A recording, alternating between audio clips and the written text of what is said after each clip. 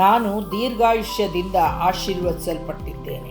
ನಾನು ವಿಮೋಚನಾ ಕಾಂಡ 23-26 ಘೋಷಿಸುತ್ತೇನೆ. ನಿಮ್ಮ ದೇಶದಲ್ಲಿ ಗರ್ಭಪಾತವಾಗಲಿ ಬಂಜೆತನವಾಗಲಿ ಇರುವುದೇ ಇಲ್ಲ. ನಿಮಗೆ ಸಂಪೂರ್ಣವಾದ ಆಯುಷ್ಯವನ್ನು ದಯಪಾಲಿಸುವರು. ನನ್ನ ದೇಹ, ಮನಸ್ಸು ಮತ್ತು ಆತ್ಮವು ದೇವರ ಆಶೀರ್ವಾದಕ್ಕಾಗಿ ಫಲವತ್ತಾದ ನೆಲವಾಗಿದೆ ಎಂದು ನಾನು ಘೋಷಿಸುತ್ತೇನೆ. ಮತ್ತು ಫಲವತ್ತತೆ ಮತ್ತು ಪೂರ್ಣ ಜೀವಿತಾವಧಿಯ ಭರವಸೆಯನ್ನು ನಾನು ಸ್ವೀಕರಿಸುತ್ತೇನೆ. ಯಾವುದೇ ಗರ್ಭಪಾತ ಅಥವಾ ಬಂಜೆತನವು ನನಗೆ ಆತನ ದೈವಿಕ ಯೋಜನೆಗೆ ವಿರುದ್ಧವಾಗಿ ನಿಲ್ಲುವುದಿಲ್ಲ. ನಾನು ಮಾಡುವುದೆಲ್ಲದರಲ್ಲಿ ನಾನು ಆಶೀರ್ವದಿಸಲ್ಪಟ್ಟಿದ್ದೇನೆ ಮತ್ತು ಫಲಪ್ರದನಾಗಿದ್ದೇನೆ. ನಾನು ದೇವರ ಆಶೀರ್ವಾದ ಮತ್ತು ಪೂರೈಕೆಯಲ್ಲಿ ನಡೆಯುತ್ತೇನೆ.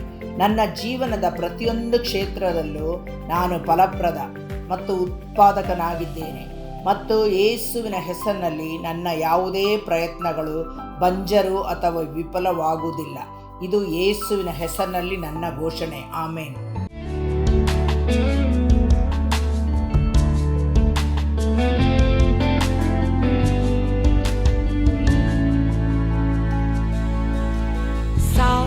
ಸಾವಿರ ಶುಭವು ಅನುದಿನ ನನ್ನಾವರಿಸಲು ಕೃಪೆಯು ಕರುಣೆ ಪ್ರೀತಿಯ ತೋರಿರುವೆ. ಸಾವಿರ ಶುಭವು ಅನುದಿನ ನನ್ನಾವರಿಸಲು ಕೃಪೆಯು ಕರುಣೆ ಪ್ರೀತಿಯ ತೋರಿರುವೆ. ಒಳ್ಳೆಯ ಬಿನೇಸರಾಗಿ ನನ್ನ ನಡೆಸುತ್ತಲಿರುವೆ. ವಂದಿಸಲು ಮಾತು ಇಲ್ಲವೇ. ಒಳ್ಳೆಯ ಬಿನೇಸರಾಗಿ ನನ್ನ ನಡೆಸುತ್ತಲಿರುವೆ. ವಂದಿಸಲು ಮಾತು ಇಲ್ಲವೇ. ನಾನಿನಗೆ ಬೋಧಿಸಿ ನೀ ನಡೆಯಬೇಕಾದ ಹಾದಿಯನ್ನು ತೋರಿಸುವೆನು. ನಿನ್ನ ಮೇಲೆ ನನ್ನ ದೃಷ್ಟಿಯನ್ನಿಟ್ಟು ನಿನಗೆ ಆಲೋಚನೆ ಹೇಳುವೆನು ಎಂಬ ವಾಕ್ಯವನ್ನು ಹೇಳುವಾಗೆಲ್ಲ ನನ್ನ ಆತ್ಮವು ಬಲಗೊಂಡಿತು. ಇದುವರೆಗೂ ಕಾದ ಎಬಿನೇಸರ್, ಇನ್ನು ಮುಂದೆಯೂ ನೀ ಕಾಯಲು ಶಕ್ತನಾಗಿದೆ. ನಾವು ಯಾವುದಕ್ಕೂ ಚಿಂತಿಸುವುದಿಲ್ಲ, ನಿನ್ನಲ್ಲಿ ನಾವು ವಿಶ್ರಮಿಸುತ್ತೇವೆ. ಹಗಲು ഇരുಳು ಎಲ್ಲ ಸಮಯಗಳಲ್ಲಿ ನನ್ನ ನಡೆಸುವ ನಿನ್ ಕರಗಳನ್ನ ಕಂಡೆ. ಅಗತ್ಯ ಹೆಚ್ಚುವಾಗ ಸಿಲುಕಿಕೊಳ್ಳದೇನ ಸಹಾಯ ಮಾಡುವ ಕರಗಳನ್ನ ಕಂಡೆ. ಎಲ್ಲ ಇಕ್ಕಟ್ಟಿನಲ್ಲೂ ನಾ ಬೀಳದೆ ಕಾಯುವ ಒಳ್ಳೆ ಪ್ರಿಯ ಕರ್ತನೇ. ಎಲ್ಲ ಇಕ್ಕಟ್ಟಿನಲ್ಲೂ ನಾ ಬೀಳದೆ ಕಾಯುವ ಒಳ್ಳೆ ಪ್ರಿಯ ಕರ್ತನೇ. ಸಾವಿರ ಶುಭವು ಅನುದಿನ ನನ್ನಾವರಿಸಲು ಕೃಪೆಯು ಕರುಣೆ ಪ್ರೀತಿಯ ತೋರಿರುವೆ. ಸಾವಿರ ಶುಭವು ಅನುದಿನ ನನ್ನಾವರಿಸಲು ಕೃಪೆಯು ಕರುಣೆ ಪ್ರೀತಿಯ ತೋರಿರುವೆ.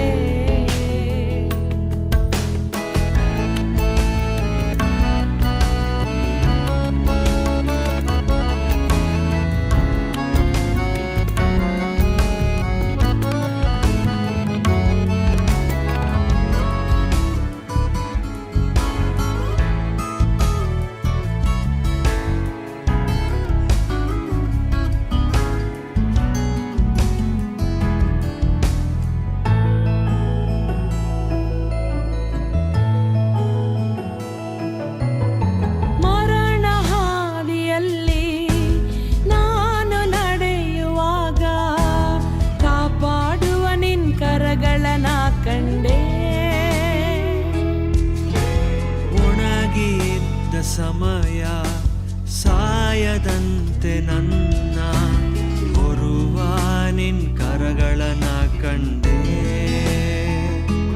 ನನ್ನ ಮಾರಾದ ಜೀವಿತವ ಮಧುರವಾ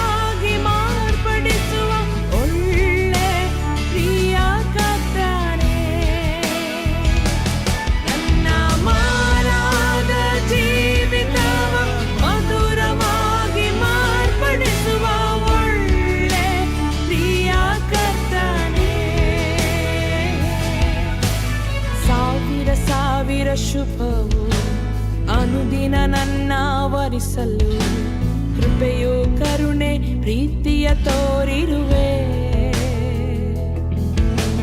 ಸಾವಿರ ಸಾವಿರ ಶುಭವು ಅನುದಿನ ನನ್ನ ವರಿಸಲು ಕೃಪೆಯು ಕರುಣೆ ಪ್ರೀತಿಯ ತೋರಿರುವೆ. ಒಳ್ಳೆ ಎಬಿನೇಸರಾಗಿ ನನ್ನ ನಡೆಸುತ್ತಲಿರುವೆ. ವಂದಿಸಲು ಮಾತು ಇಲ್ಲವೇ. ಒಳ್ಳೆ ಎಬಿನೇಸರಾಗಿ ನನ್ನ ನಡೆಸುತ್ತಲಿರುವೆ. ವಂದಿಸಲು ಮಾತು ಇಲ್ಲವೇ. ವಂದಿಸಲು ಮಾತು ಇಲ್ಲವೇ. ವಂದಿಸಲು ಮಾತು ಇಲ್ಲವೇ.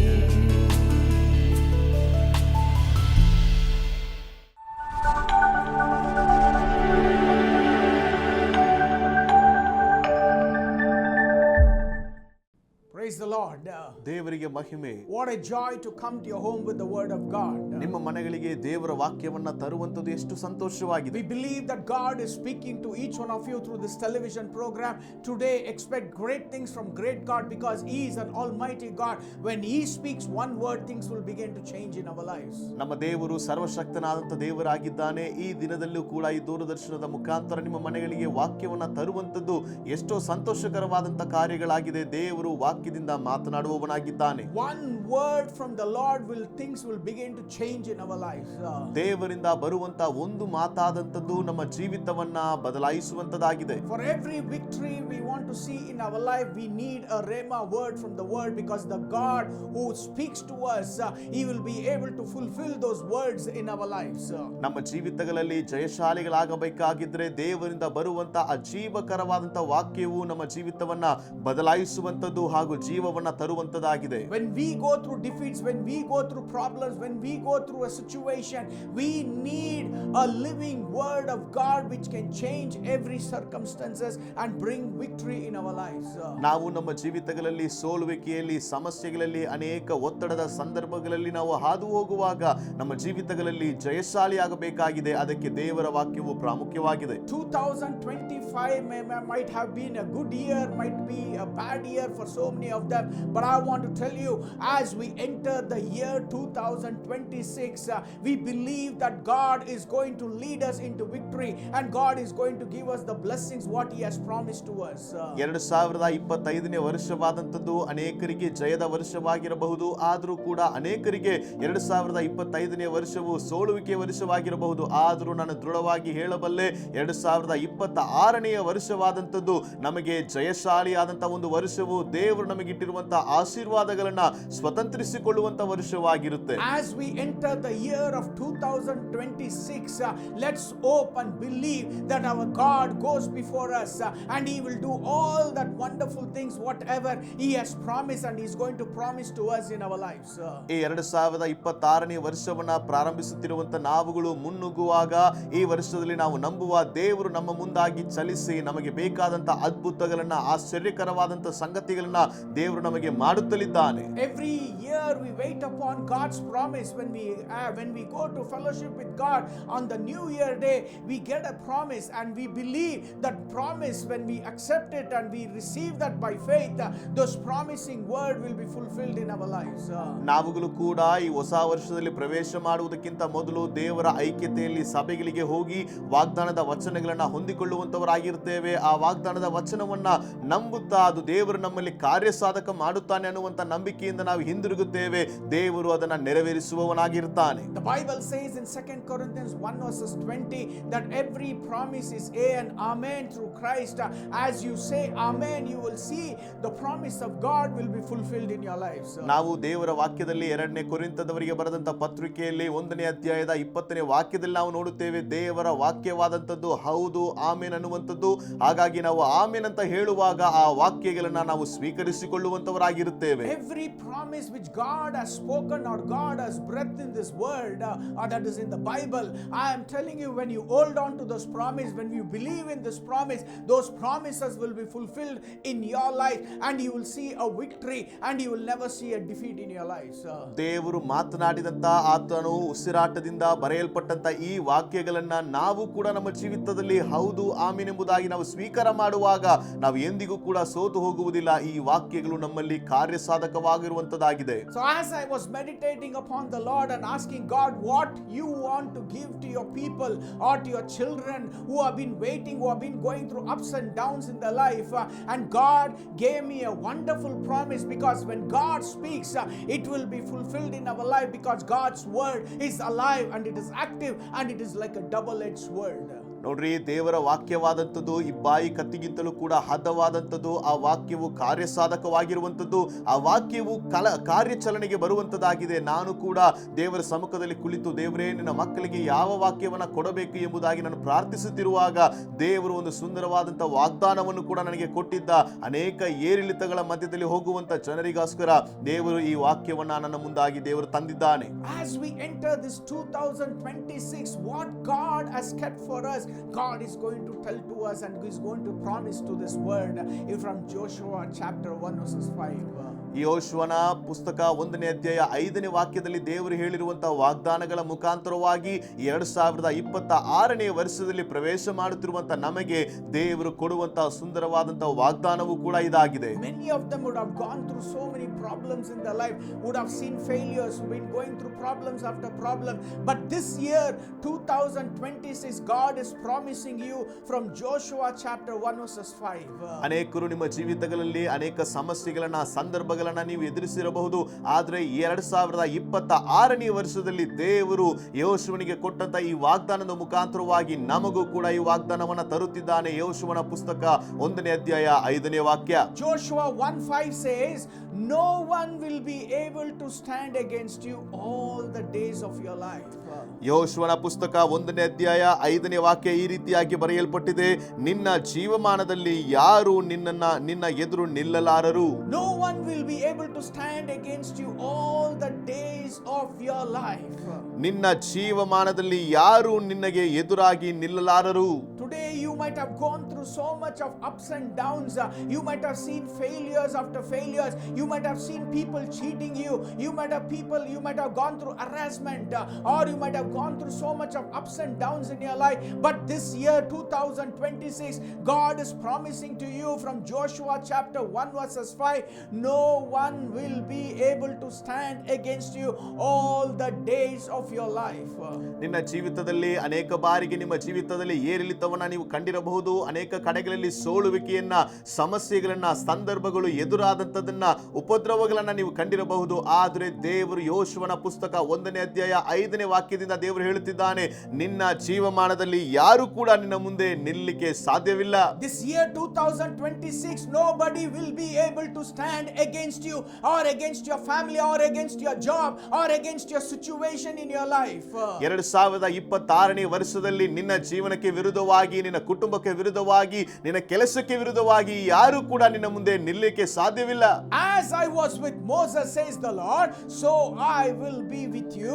I will never leave you nor forsake you, says the Lord. ದೇವರ ವಾಕ್ಯವು ಮುಂದೆ ಹೇಳುವಂತದ್ದು, ಮೋಶೆಯ ಸಂಗಡ ಇದ್ದ ಹಾಗೆ ನಿನ್ನ ಸಂಗಡಲೂ ಕೂಡ ಇರುವೆನು, ನಿನ್ನನ್ನ ಬಿಟ್ಟು ಬಿಡುವುದಿಲ್ಲ, ಕೈ ಬಿಡುವುದಿಲ್ಲ ಎನ್ನುವಂತದ್ದು ದೇವರ ವಾಗ್ದಾನವಾಗಿದೆ. Whatever situation you might be going through or you might be having problems in your life, this year 2026, God is promising to you that nobody will be able to stand against you.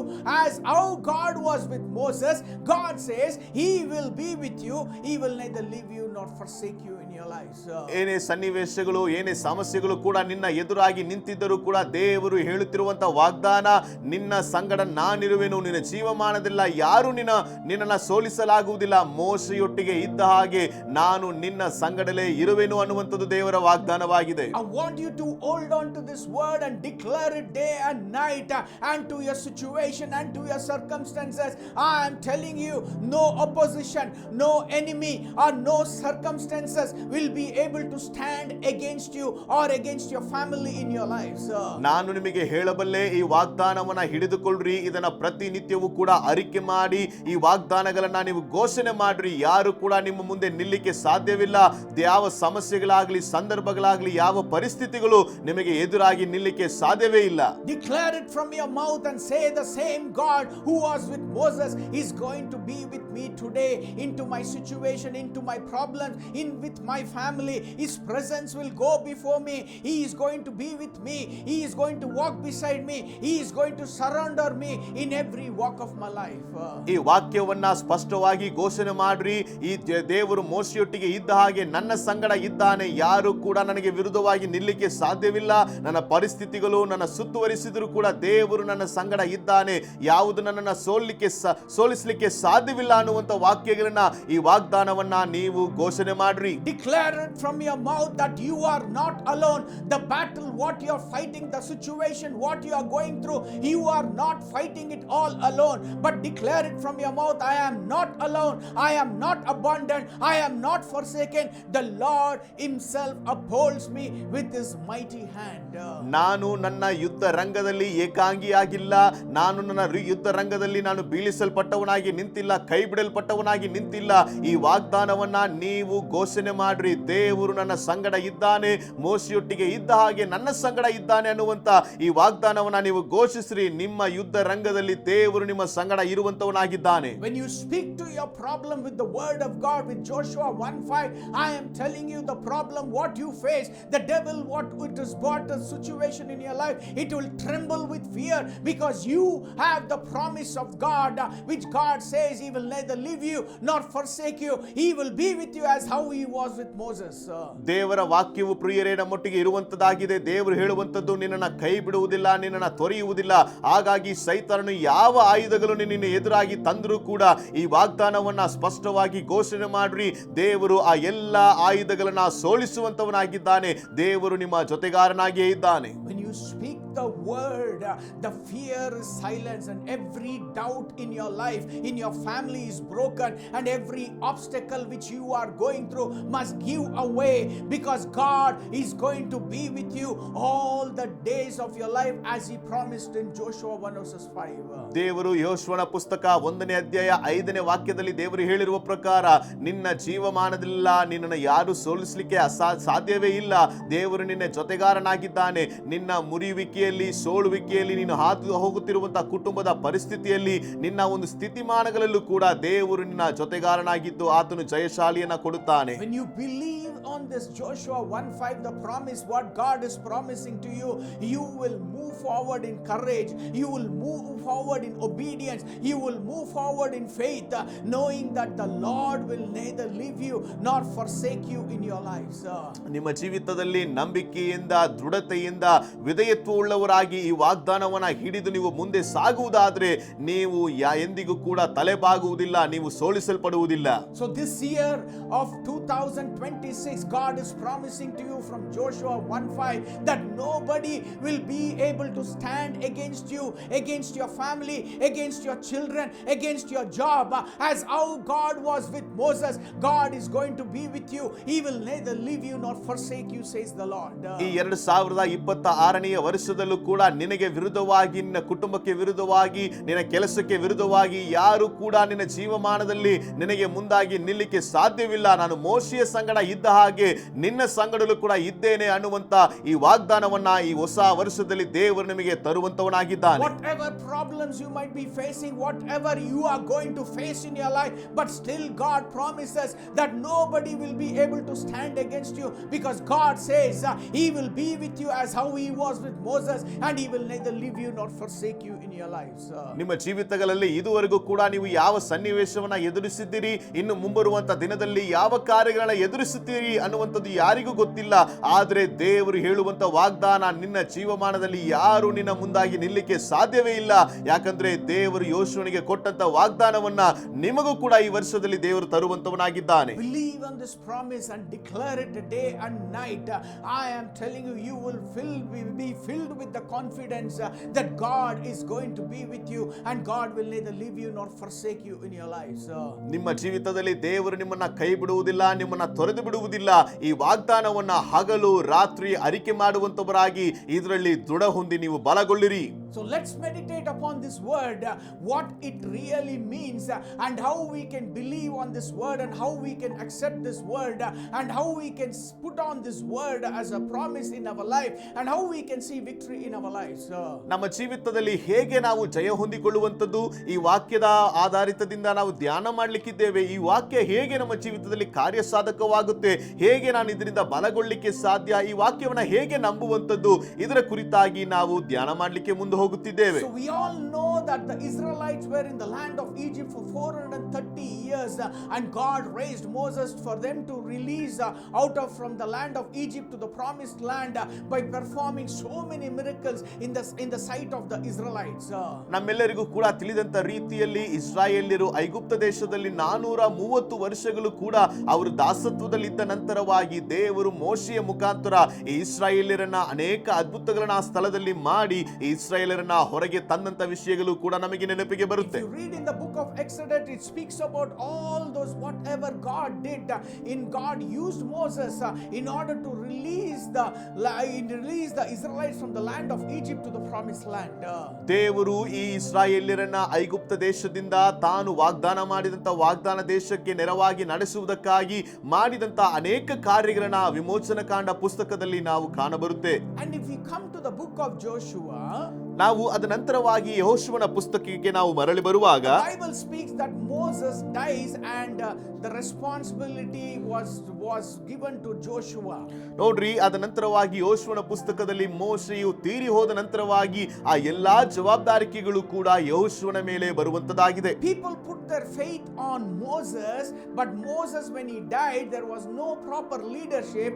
God raised Joshua in order to lead the Israelites to the promised land. ಅಲ್ಲಿರುವಂತಹ ಇಸ್ರಾಯೇಲ್ ಜನರೆಲ್ಲರೂ ಕೂಡ ತಮ್ಮ ಒಂದು ನಂಬಿಕೆಯನ್ನ ಮೋಶೆಯ ಮೇಲೆ ವಹಿಸಿದ್ರು. ಆದ್ರೆ ಮೋಶೆಯು ತೀರಿ ಹೋದ ನಂತರವಾಗಿ ಇಸ್ರಾಯೇಲರನ್ನ ನಾಯಕತ್ವವನ್ನ ವಹಿಸಿಕೊಂಡು ಇಸ್ರಾಯೇಲರನ್ನ ನಡೆಸುವುದಕ್ಕೆ ಯಾರೇನೂ ಇರಲಿಲ್ಲ. So we are meditating upon this word Joshua 1:5, how God does miracles in Joshua's life in order to use him for the people of Israelites to be led to the promised land. ಈ ಇಸ್ರಾಯೇಲ್ಯರನ್ನ ವಾಗ್ದಾನ ಮಾಡಲ್ಪಟ್ಟಂತ ದೇಶಕ್ಕೆ ನೆರವಾಗಿ ನಡೆಸಿಕೊಂಡು ಹೋಗುವುದಕ್ಕಾಗಿ ದೇವರು ಮುಂದಿನ ನಾಯಕನನ್ನ ಯಾವ ರೀತಿಯಾಗಿ ಆತನು ಎಬ್ಬಿಸಿದ, ಆತನ ಮುಖಾಂತರವಾಗಿ ಮಾಡಿದಂತ ಕಾರ್ಯಗಳೇನನ್ನುವಂಥದ್ದನ್ನ ಈ ಯೆಹೋಶುವನ ಪುಸ್ತಕದಿಂದ ನಾವು ಗಮನಿಸಲಿಕ್ಕೆ ಸಾಧ್ಯವಾಗುತ್ತೆ. Joshua stood at a critical moment. Moses was gone and he was no more. Leadership had shifted and the future looked very uncertain because the Israelites were so dependent on Moses for everything, because he was able to talk to God face to face and he used to hear of what God was speaking to the people of Israelites, and he did so many miracles in the wilderness in order to lead the Israelites to the promised land. ಈ ಇಸ್ರಾಯೇಲ್ಯರು ಅವರು ವಾಗ್ದಾನ ಮಾಡಲ್ಪಟ್ಟಂತ ದೇಶಕ್ಕೆ ನೆರವಾಗಿ ನಡೆಸುವುದರ ಮುಖಾಂತರವಾಗಿ ಅವರು ಬಂದಂತ ಹಾದಿಗಳಲ್ಲಿ ಅಂತಂದ್ರೆ ಅರಣ್ಯದ ಸ್ಥಳಗಳಲ್ಲೂ ಕೂಡ ಮೋಶೆಯ ಮುಖಾಂತರ ದೇವರು ಅನೇಕ ಅದ್ಭುತಗಳನ್ನ ಮಾಡಿದ್ದಾನೆ. ಇದುವರೆಗೂ ಕೂಡ ಜನರು ಮೋಶೆಯನ್ನ ಕಂಡಿದ್ದಾರೆ, ಮೋಶೆ ಮಾಡಿದಂತ ಅದ್ಭುತಗಳನ್ನ ಕಂಡಿದ್ದಾರೆ. ಈಗ ಮೋಶೆಯು ತೀರಿ ಹೋಗಿದ್ದಾನೆ. ಈಗ ಒಂದು ಕಠಿಣವಾದಂತ ಪರಿಸ್ಥಿತಿ ಮುಂಬರುವಂತ ಭವಿಷ್ಯದ ಕುರಿತಾದಂತ ದೊಡ್ಡ ಪ್ರಶ್ನೆಯು ಇಸ್ರಾಯೇಲರಿಗಿದೆ. ಅವರು ಬಹಳ ಚಂಚಲರಾಗಿ ನಿಂತಿದ್ದಾರೆ. ಈಗ ಯೆಹೋಶುವನು ಬಹಳ ಕಷ್ಟಕರವಾದಂತ ಒಂದು ಸನ್ನಿವೇಶಕ್ಕೆ ಬಂದು ನಿಂತಿದ್ದಾನೆ. Moses died and there was so much of confusion, but God raised up Joshua to lead the people of Israelites. ಈ ಮೋಶೆಯು ತೀರಿ ಹೋದ ನಂತರವಾಗಿ ಬಹಳಷ್ಟು ಗೊಂದಲವೂ ಕೂಡ ಆ ಇಸ್ರಾಯೇಲರ ಮಧ್ಯದಲ್ಲಿ ಉಂಟಾಯಿತು. ಆದರೆ ದೇವರು ಮೋಶೆಯನ್ನ ನಂತರವಾಗಿ ಯೆಹೋಶುವನನ್ನ ಆ ನಾಯಕತ್ವ ಸ್ಥಾನಕ್ಕೆ ದೇವರು ತರುತ್ತಿದ್ದಾನೆ. The people of Israelites, the Israelites people started so much of confusion because they were expecting that Moses will lead them to the promised land, but Moses had to die and God raised Joshua to lead them to the promised land.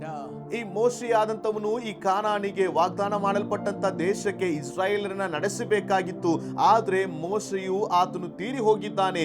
ಈಗ ಇಸ್ರಾಯೇಲರನ್ನ ನಡೆಸುವುದಕ್ಕಾಗಿ ದೇವರು ಯೆಹೋಶುವನನ್ನ ಆರಿಸಿಕೊಂಡು ಆತನನ್ನ ನೇಮಿಸಿದ್ದಾನೆ. When God raised Joshua, God did not give Joshua a strategy first, but he gave him a promise that his presence will be there and he will be with him and he will neither leave them nor forsake them.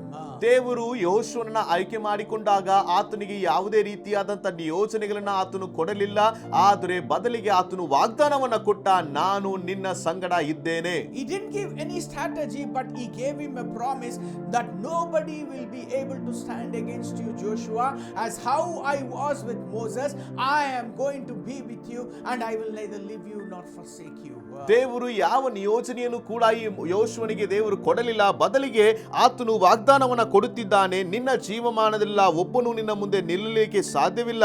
ನಾನು ಮೋಶೆಯ ಸಂಗಡ ಇದ್ದ ಹಾಗೆ ನಿನ್ನ ಸಂಗಡ ಇರುವೆನು. So that one promise which God promised to Joshua, it was strong enough for him to increase his faith that God was with him and God will lead him and God will give him victory in every walk of his life. ಈತನು ನಡೆಯುವಂತ ತನ್ನ ಜೀವಿತದ ಎಲ್ಲಾ ಹಾದಿಗಳಲ್ಲೂ ಕೂಡ ಈತನನ್ನ ಬಲಪಡಿಸುವುದಕ್ಕೆ, ಈತನಿಗೆ ಧೈರ್ಯ ಕೊಡುವುದಕ್ಕೆ ದೇವರು ಕೊಟ್ಟಂತ ಈ ಒಂದು ವಾಗ್ದಾನವಾದಂತದ್ದು, ನಾನು ನಿನ್ನ ಸಂಗಡ ಇರುವೆನು, ನಿನ್ನನ್ನು ನಡೆಸುವೆನು, ಕೈ ಬಿಡುವುದಿಲ್ಲ ಅನ್ನುವಂತ ಈ ವಾಗ್ದಾನವು ಆತನಿಗೆ ಪ್ರೋತ್ಸಾಹವನ್ನ ಕೊಡುವಂತದ್ದಾಗಿದೆ. God did not give any strategies, but God gave Joshua this wonderful promise.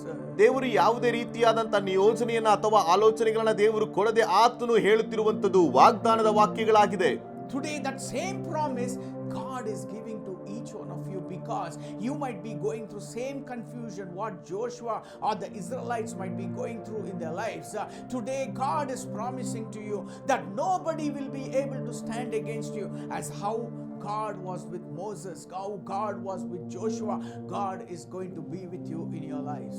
ಇಂದಿಗೆ ನೀವುಗಳು ಕೂಡ ಈ ಇಸ್ರಾಯೇಲರ ಹಾಗೆ ಅನೇಕ ಗೊಂದಲಗಳಲ್ಲಿ, ಅನೇಕ ತೊಂದರೆಗಳಲ್ಲಿ ನೀವು ಹಾದು ಹೋಗುತ್ತಿರಬಹುದು. ದೇವರು ಯಾವ ರೀತಿಯಾಗಿ ಯೆಹೋಶುವನಿಗೆ ದೇವರು ವಾಗ್ದಾನ ಕೊಟ್ಟನೋ, ಈ ವರ್ಷದಲ್ಲಿ ಆ ವಾಗ್ದಾನವನ್ನ ನಿಮಗೂ ಕೂಡ ದೇವರು ಹೇಳುತ್ತಿದ್ದಾನೆ. ನಿಮ್ಮ ಜೀವಮಾನದೆಲ್ಲ ಒಬ್ಬನು ಕೂಡ ನಿಮ್ಮ ಮುಂದೆ ನಿಲ್ಲುವುದಿಲ್ಲ, ನಾನು ನಿನ್ನ ಸಂಗಡ ಇರುವೆನು ಅನ್ನುವಂತ ವಾಗ್ದಾನವನ್ನ ದೇವರು ನಿಮಗೂ ಕೂಡ ಕೊಡುವಂತವನಾಗಿದ್ದಾನೆ. I see a sister who is watching this program. You have been going through so much of harassment in your job. This is what God is telling to you. Nobody will be able to stand against you, sister. That how God was with Moses and Joshua, God is promising to you, God will be with you. He will neither leave you nor forsake you in your life. ನಾನು ಕೂಡ ಒಬ್ಬ ಸಹೋದರಿಯ ಕುರಿತಾಗಿ ನನಗೆ ಗಮನ ಬರುತ್ತಿದೆ.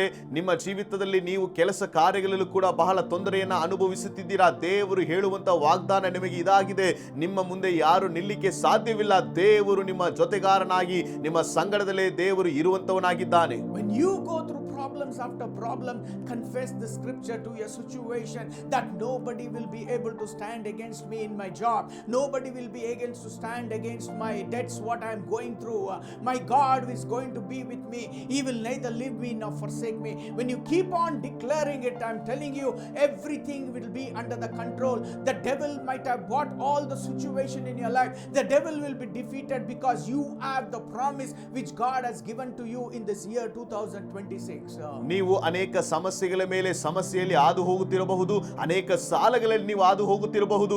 ಆದರೂ ನಾನು ಹೇಳಬಲ್ಲೆ, ಈ ವಾಗ್ದಾನದ ವಚನಗಳನ್ನ ಪ್ರತಿ ಬಾರಿಗೆ ನಿಮ್ಮ ಬಾಯಿಂದ ಅರಿಕೆ ಮಾಡುವಂತವರಾಗಿರ್ರಿ. ಯಾಕಂತಂದ್ರೆ ಸೈತಾನನು ನಿಮ್ಮ ಜೀವಿತದಲ್ಲಿ ತರುವಂತ ಎಲ್ಲ ಆಯುಧಗಳು ಕೂಡ ಅದು ಸೋಲಿಸಲ್ಪಡುವಂತದಾಗಿದೆ. ಸೈತಾನನು ಸೋಲಿಸಲ್ಪಡುವಂತವನಾಗಿದ್ದಾನೆ. ಈ ವಾಗ್ದಾನದ ವಾಕ್ಯಗಳನ್ನ ದೇವರು ನಿಮ್ಮನ್ನ ಬಿಟ್ಟು ಬಿಡುವುದಿಲ್ಲ, ಆತನು ನಿಮ್ಮನ್ನ ಕೈ ಬಿಡುವುದಿಲ್ಲ. ನೀವು ಈ ವಾಕ್ಯಗಳನ್ನ ಅರಿಕೆ ಮಾಡುವಂತವರಾಗಿರ್ರಿ. All these days you might have seen defeat after defeat, but time has come for you to see victory after victory, because God has given you this wonderful promise that He will neither leave you nor forsake you in your lives. ನಿಮ್ಮ ಜೀವಿತದಲ್ಲಿ ಇದುವರೆಗೂ ಕೂಡ ಸೋಲುವಿಕೆಯ ನಂತರ ಸೋಲುವಿಕೆಯನ್ನು ಅನುಭವಿಸಿದ್ದೀರಾ. ಆದ್ರೆ ಇಂದಿಗೆ ಅದು ಮುಕ್ತಾಯವಾಗುತ್ತಿದೆ. ಯಾಕಂತಂದ್ರೆ ಈ ಹೊಸ ವರ್ಷವಾದಂಥದ್ದು ನೀವು ಜಯದ ಮೇಲೆ ಜಯವನ್ನ ಹೊಂದಿಕೊಳ್ಳುವಂತ ವರ್ಷ. ದೇವರು ಹೇಳುವಂತ ವಾಗ್ದಾನ, ನಿನ್ನ ಸಂಗಡ ನಾನು ಇರುತ್ತಿದ್ದೇನೆ, ನಾನು ಕೈ ಬಿಡುವುದಿಲ್ಲ, ನಿನ್ನನ್ನ ತೊರೆಯುವುದಿಲ್ಲ. This year 2026, get ready because God is going to be with you. He will neither leave you nor forsake you. He will be able to protect you in every walk of your lives. ನಿಮ್ಮ ಜೀವಿತಗಳಲ್ಲಿ ನೀವು ನಡೆಯುವಂತ ಹಾದಿಗಳಲ್ಲಿ ದೇವರು ನಿಮ್ಮ ಸಂಗಡ ಇದ್ದಾನೆ. ನಿಮ್ಮನ್ನ ಬಿಡುವುದಿಲ್ಲ, ತೊರೆಯುವುದಿಲ್ಲ. ಸಿದ್ಧರಾಗಿರಿ, ದೇವರು ನಿಮ್ಮನ್ನ ನಡೆಸಲಿಕ್ಕೆ ಮುಂದಾಗಿದ್ದಾನೆ. Jesus loves you, my people of God. ದೇವ ಜನರೇ, ನಿಮ್ಮನ್ನ ಯೇಸು ಕ್ರಿಸ್ತನು ಪ್ರೀತಿಸುತ್ತಾನೆ. Let's pray right now. ನಾವೆಲ್ಲರೂ ಸೇರಿ ಪ್ರಾರ್ಥಿಸುವ. Father, in the name of Jesus, as you have promised in Joshua 1 verses 5, that nobody will be able to stand against us. As how you were with Moses and Joshua, you are going to be with us. You will neither leave us nor forsake us in our lives. ತಂದೆಯೇ, ನಮ್ಮನ್ನ ನಿನ್ನ ಹಸ್ತಕ್ಕೆ ನಾವು ಒಪ್ಪಿಸುತ್ತೇವೆ. ನೀನು ಯೆಹೋಶುವನಿಗೆ ಹೇಳಿದಂತ ವಾಗ್ದಾನದ ಮೇರೆಗೆ ನಿನ್ನ ಜೀವಮಾನದಲ್ಲ ಯಾರು ನಿನ್ನ ಮುಂದೆ ನಿಲ್ಲಿಕ್ಕೆ ಸಾಧ್ಯವಿಲ್ಲ. ನಾನು ಮೋಶೆಯ ಸಂಗಡ ಇದ್ದ ಹಾಗೆ ನಿಮ್ಮ ಸಂಗಡಲು ಇರುವೆನು, ನಿಮ್ಮನ್ನ ಕೈ ಬಿಡುವುದಿಲ್ಲ, ತೊರೆಯುವುದಿಲ್ಲ ಅನ್ನುವಂತ ವಾಗ್ದಾನಕ್ಕಾಗಿ ಸ್ತೋತ್ರ. ನಮ್ಮನ್ನ ನಡೆಸುವಂತವನು ನೀನಾಗಿದ್ದಿ. In this year 2026, every situation will be under the control of my Almighty God, because my God's promises that nobody will be able to stand against me in my life, in my family, in my job. ಈ 2026ನೇ ವರ್ಷದಲ್ಲಿ ನನ್ನ ಎಲ್ಲಾ ಸಂದರ್ಭಗಳು, ಎಲ್ಲಾ ಸಮಸ್ಯೆಗಳು ದೇವರ ಆಳ್ವಿಕೆಯ ಅಡಿಯಲ್ಲಿದೆ. ದೇವರೇ, ಈ ವಾಗ್ದಾನದ ಮೇರೆಗೆ ನನ್ನ ಜೀವಮಾನದಲ್ಲ ಯಾರೂ ನನ್ನ ಮುಂದೆ, ನನ್ನ ಕುಟುಂಬದ ಮುಂದೆ, ನನ್ನ ಕೆಲಸದ ಮುಂದೆ ನಿಲ್ಲಿಕ್ಕೆ ಸಾಧ್ಯವಿಲ್ಲ. ನನ್ನ ಸಂಗಡ ನೀನಿದ್ದಿ. I will be victorious because my God is going to be with me. He will neither leave me nor forsake me in my life. ನಾನು ಈ ವರ್ಷದಲ್ಲಿ ಜಯಶಾಲಿ ಆಗಿರುತ್ತೇನೆ. ದೇವರು ಹೇಳಿದ ಮೇರೆಗೆ ಆತನು ನನ್ನನ್ನ ಕೈ ಬಿಡುವುದಿಲ್ಲ, ನನ್ನ ತೊರೆಯುವುದಿಲ್ಲ. ನನ್ನನ್ನ ಜಯದ ಕಡೆಗೆ ಮುನ್ನಡೆಸುವವನು ನನ್ನ ದೇವರು ನನ್ನ ಸಂಗಡ ಇದ್ದಾನೆ. We welcome you, Lord, into my situation, into my life, into my family, because I want to turn my life completely towards you, O God, and put my situation into your hands, O God. ನನ್ನ ಕುಟುಂಬವನ್ನ, ನನ್ನನ್ನ, ನನ್ನ ಎಲ್ಲಾ ಪರಿಸ್ಥಿತಿಗಳನ್ನ ನಿನ್ನ ಹಸ್ತಕ್ಕೆ ನೆರವಾಗಿ ನಾನು ತರುತ್ತೇನೆ. ನೀನು ಎಲ್ಲದರ ಮೇಲೆ ಆಳ್ವಿಕೆ ಮಾಡು. ಎಲ್ಲವನ್ನ ನಿನ್ನ ಹಸ್ತಕ್ಕೆ ನಾನು ಒಪ್ಪಿಸಲಿಕ್ಕೆ ಬಯಸುತ್ತೇನೆ ಸ್ವಾಮಿ. Jesus, we welcome you as our Lord and Savior in my life. ಯೇಸುವೇ, ನನ್ನ ಜೀವಿತದಲ್ಲಿ ರಕ್ಷಕನು, ನನ್ನ ಒಡೆಯನಾಗಿ ನಿನ್ನನ್ನು ಅಂಗೀಕರಿಸಿಕೊಳ್ಳುತ್ತೇನೆ, ನಿನ್ನನ್ನು ಸ್ವಾಗತಿಸಿಕೊಳ್ಳುತ್ತೇನೆ. Cleanse me from all my situation and all my sins in my life through the blood which you have shed for me on the cross of Calvary here. ದೇವರೇ, Calvary ಶಿಲುಬೆ ಮೇಲೆ ನೀನು ಸುರಿಸಿದಂತ ರಕ್ತದ ಮುಖಾಂತರವಾಗಿ ನನ್ನ ಪರಿಸ್ಥಿತಿಗಳನ್ನ, ನನ್ನ ಪಾಪಗಳನ್ನ ಎಲ್ಲವನ್ನ ಶುದ್ಧೀಕರಿಸುರಿ. I want to follow you all the days of my life. ನನ್ನ ಜೀವಿತದಲ್ಲಿ ಇನ್ನುಳಿದಂತ ಇರುವಂತ ದಿನಮಾನಗಳಲ್ಲಿ ನಿನ್ನನ್ನು ಹಿಂಬಾಲಿಸುವುದಕ್ಕೆ ನಾನು ಬಯಸುತ್ತಿದ್ದೇನೆ. Jesus Christ is our Lord. ಯೇಸು ಕ್ರಿಸ್ತನು ನಮ್ಮ ದೇವರಾಗಿದ್ದಾರೆ. If you have made this prayer with me right now, get ready, because Joshua 1:5, it has already been released to you and to your family, and you will see that the promise of God will be fulfilled in your lives. ಈ ಪ್ರಾರ್ಥನೆಯನ್ನ ನಮ್ಮೊಟ್ಟಿಗೆ ಸೇರಿ ನೀವು ಕೂಡ ಮಾಡಿರುವುದಾದರೆ ನೀವು ಸಿದ್ಧರಾಗಿರಿ. ಈಗಾಗಲೇ ಈ ವಾಗ್ದಾನದ ವಾಕ್ಯವು ಯೆಹೋಶುವ 1:5 ಈ ವಾಗ್ದಾನ ನಿಮ್ಮ ಜೀವಿತದಲ್ಲಿ ಬಿಡುಗಡೆಯಾಗಿದೆ. ಅದನ್ನ ನೀವು ಕಾಣ್ಲಿಕ್ಕಿದ್ದೀರಾ. God bless you. ದೇವರು ನಿಮ್ಮನ್ನು ಆಶೀರ್ವದಿಸಲಿ.